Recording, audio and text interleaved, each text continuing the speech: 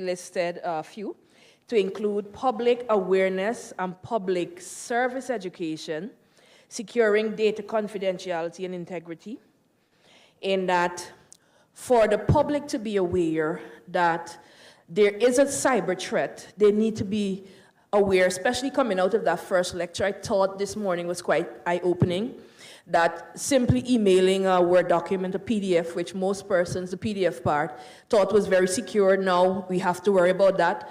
So alerting the public that these simple interactions with each other can be a cyber threat. Then we have regional cybersecurity policy, and that speaks for itself. Regional CERT, meaning means by which we can respond to these threats when they come up. Then regional body to issue security certificates, and we must have backup systems. I believe the WannaCry and some of these latest cyber attacks showed us that we need to have backup systems. Country-based now activities, we're stressing the public awareness. We're also stressing a legal framework, cybersecurity policy. And for example, in Suriname, they have cyber incident handling, a CERT, in that our group member shared with us. As soon as a cyber incident occurs, they pool basically human resources, persons with skills to handle it. And when another one comes, you may not necessarily get the same persons. So they have a human resource pool that they pull from to handle these. And again, we stressing backup systems. All right? Thank you for listening.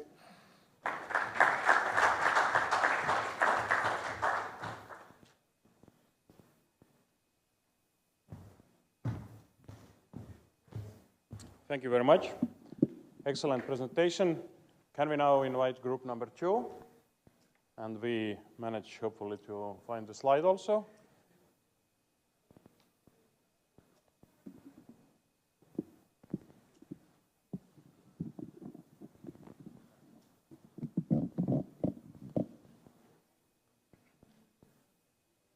I hope you had good discussions.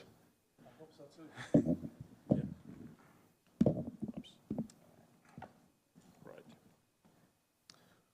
Just a second, let's hope we manage to find the slide also.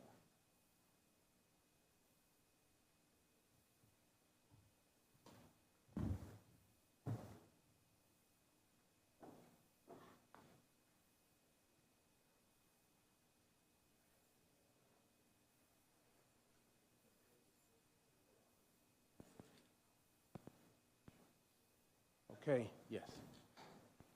Good day. All right, group 2, we came up with an idea or what we believe should be in place, and looking at what we have, it'd be at the top end of any hierarchy that is developed by any other group. So we're looking at, for regional activities, to develop a regional computer security incident response team, right, also known as CSIRT, to deal with cybersecurity in the Caribbean. And each country will also have their own satellite teams where all information are pooled together. Regional coordination on information sharing in real time. There's no point having information sitting on someone's desk or on someone's laptop, and that information is not shared across the entire network. Just like how immigration works in terms of someone illegally crossing a border, that information is quickly sent to different countries. We need something like that as well. To also establish and maintain linkages with other CSIRT organizations around the world.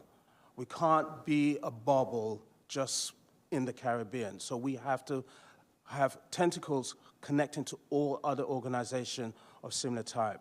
Harmonize legalizations on cybersecurity.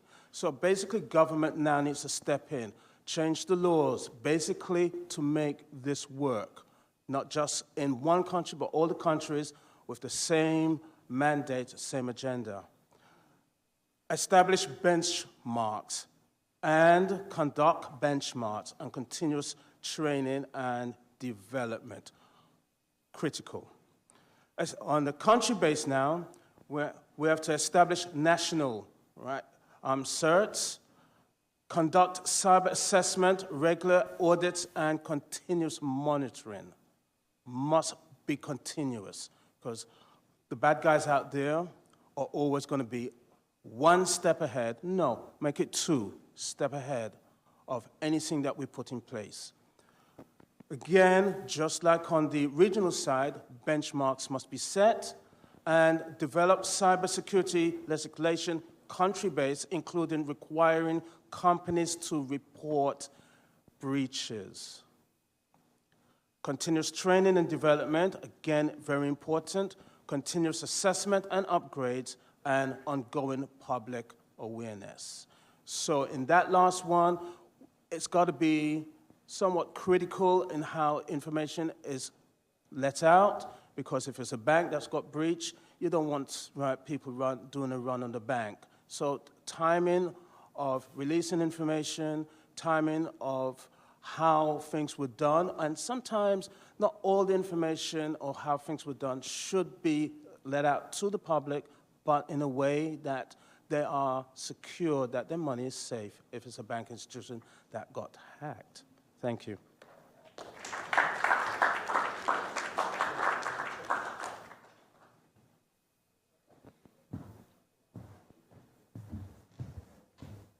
Excellent. Excellent work from Group 2. Group 3.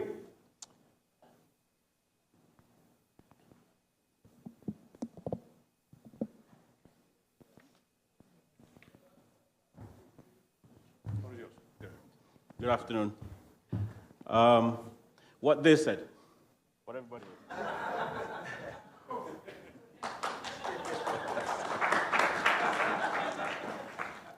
Yes, well, we were attending the same conference and we heard all of the same presentations. So our conclusions would not be that much different from each other. But in any event, these are the bullet points that we put down from our group. So under regional activities, we would establish a regional CERT, and we would seek to harmonize the cybersecurity legislation across the region. We spoke about that yesterday.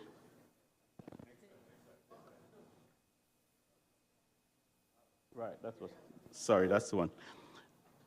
Like I said, we spoke about that yesterday, about harmonizing the legislation.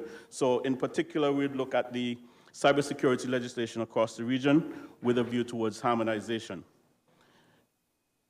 And obviously, in that effort, we'd have to coordinate the capacity building activities across the region. And we'll coordinate a local digital identification system that will be able to feed into a regional system seamlessly. So with the recognition that everybody would be at different levels of development, we would have to probably make a regional framework that everybody buys into while we go ahead with our individual local plans, and then that feeds into the regional system. On the country-based level, we would want to engage on a program of sensitizing the users, and we had put in brackets, especially civil servants, because that was our main focus here, of the implications of internet usage and all of the vulnerabilities that we saw earlier this morning. And the recognition, and the point was underscored this morning, that the users are, in many cases, the biggest vulnerability in our system. And one of the main things that we would want to do on a local level is to perform a security audit of the existing IT infrastructure and the systems that we have in place. Because obviously, we would have already had firewalls, proxies, and stuff like that in place, but you would want to test your systems now and have somebody externally perhaps test it, because you looking at your systems, you would probably miss the mistakes that you already have inbuilt in your system. So you want somebody to review your system from an audit perspective and give you advice and recommendations. And we'll also establish a plan for business continuity, because sometimes we forget that the IT systems can fail. Even without the security threats, you can have failures of your IT systems. So one of the things you need to do is to have proper business continuity systems such that you can continue to interface with the public and your clients even when your systems are not working. And we would obviously look at the enactment of cybersecurity legislation across the piece to make sure that when you do detect a breach and somebody has breached your systems, that you can prosecute them under the law. Right now, for example, I know that we have electronic transactions regulations in Montserrat, for example, but the electronic transactions legislation speaks to the fact that the digital signature is equivalent to a written signature. But if you look at the age of the legislation, you have to question, and you look at the definition of a digital signature, it doesn't include the certification that we're talking about, the digital certification. It's more speaking of a digital capture of your written signature. All right, so we have to update those laws to bring it into today's definition of what a digital signature is. So it's modernization of the legislation, the existing legislation, in keeping with the current technology today. I think that should be.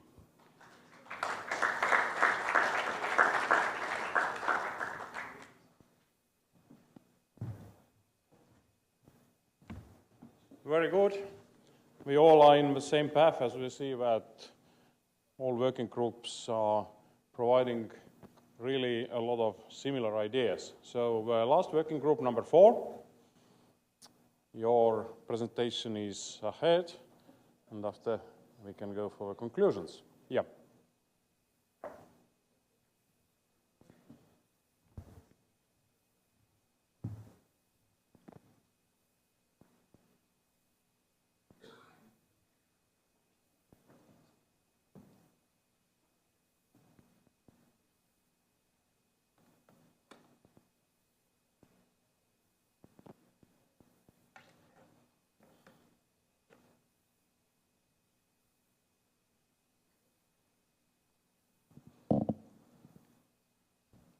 Pleasant good afternoon, everyone.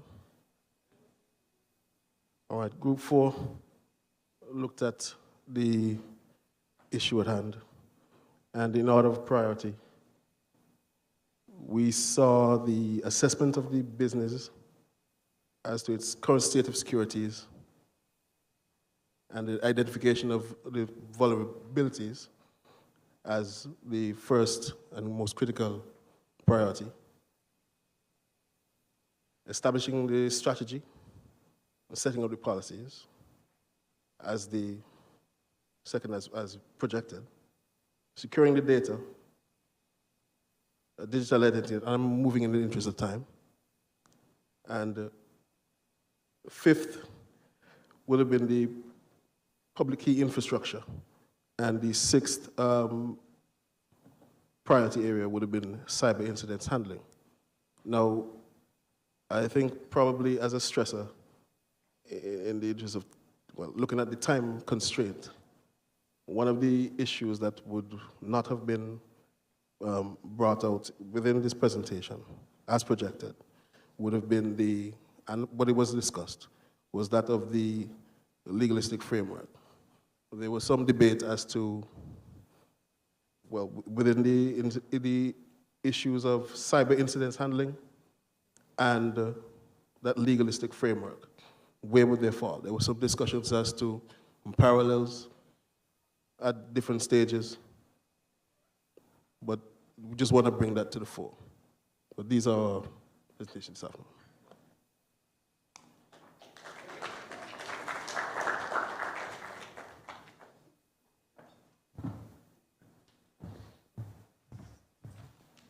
Thank you for all 4 groups, and in a few minutes we continue.